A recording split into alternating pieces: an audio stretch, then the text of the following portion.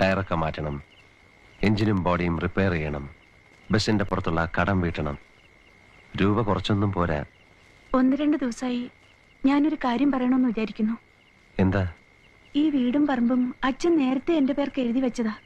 ആരോടും കണക്ക് പറയേണ്ട കാര്യമില്ല. ഇത് പണയം വയ്ക്കുകയോ വിൽക്കുകയോ ചെയ്താ ബസ് ഇറക്കാനുള്ള പണം കിട്ടില്ലേ? കാര്യമായിട്ട് പറയാ, ബസ് ഓടി തുടങ്ങിയ വീടും പറമ്പും തിരിച്ചെടുക്കാലോ. എന്നെ കുറിച്ച് ഓർത്ത് വിഷമിക്കണ്ട. അടുത്ത മാസം മുതല് പ്രസിലെ ജോലി സ്ഥിരാവും. പിന്നെന്താ?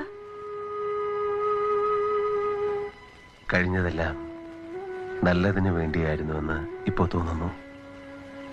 ഇങ്ങനെയൊക്കെ സംഭവിച്ചില്ലായിരുന്നെങ്കിൽ എനിക്ക് രമയെ മനസ്സിലാക്കാൻ കഴിയുമായിരുന്നു.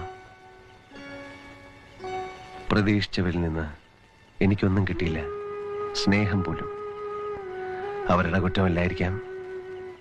ഈ ബന്ധങ്ങൾ എന്നൊക്കെ പറയുന്നത് അച്ഛനമ്മമാർ ജീവിച്ചിരിക്കുന്നത് വരെ ഉള്ളൂ. അത് കഴിഞ്ഞാൽ എല്ലാം കഴിഞ്ഞു. ടയറൊക്കെ